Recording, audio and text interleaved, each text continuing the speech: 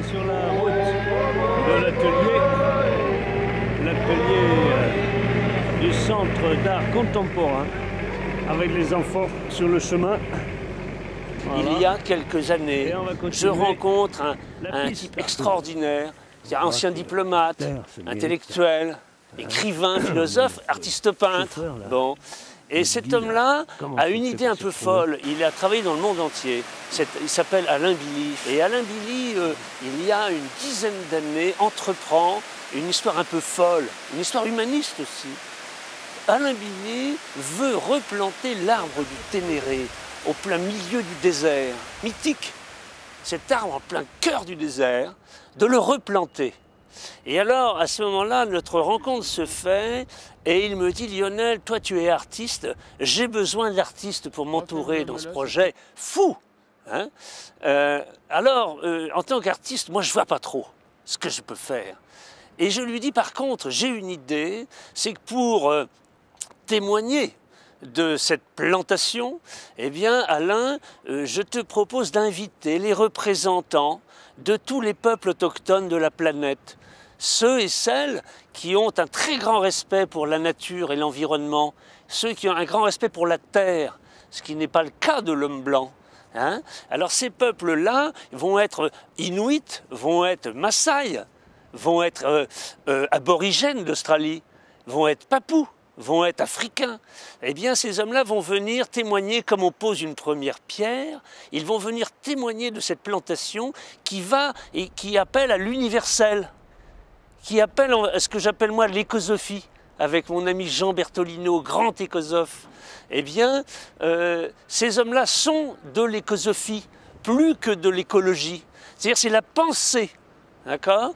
Eh bien, ces hommes et ces femmes, je souhaitais qu'ils viennent témoigner de cette plantation, symbolique évidemment. Eh bien, ce projet, malheureusement, échoue. Et je dis à mon ami Alain, eh bien écoute, ces hommes et ces femmes de la terre, hein, cet inuit, cet aborigène, eh bien, puisqu'on ne peut pas les inviter, eh bien, moi, je vais les faire. Je suis artiste, je suis sculpteur.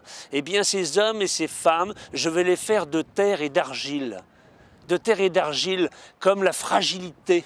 Argile comme fragile. Hein. Terre, la terre comme la mer. Hein. Voilà, donc il y a toute cette symbolique. Et en fait, l'aventure de cette exposition, Les Terres de l'Homme, démarre finalement d'une sorte d'échec.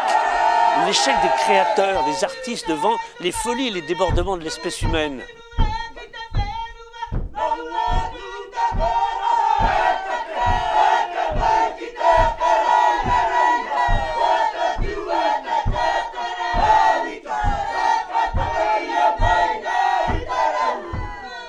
Plus qu'une exposition d'art, en fait, c'est une exposition sur plutôt une pensée.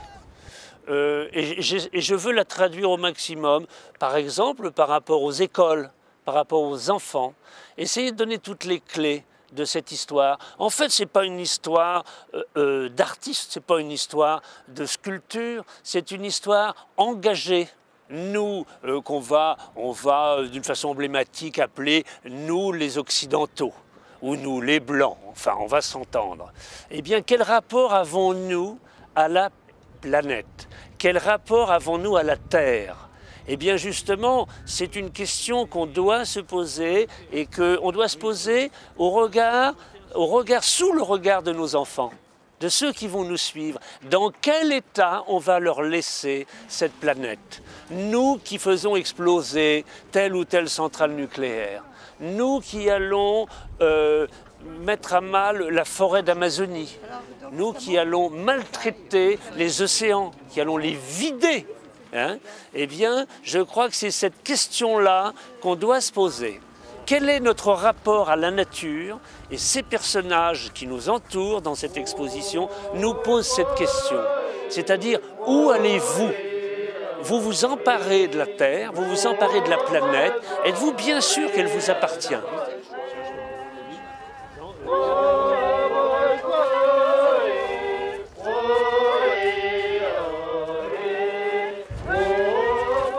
Et en fait, l'aventure de cette exposition, Les Terres de l'Homme, démarre finalement d'une sorte d'échec l'échec des créateurs, des artistes devant les folies et les débordements de l'espèce humaine. Voilà.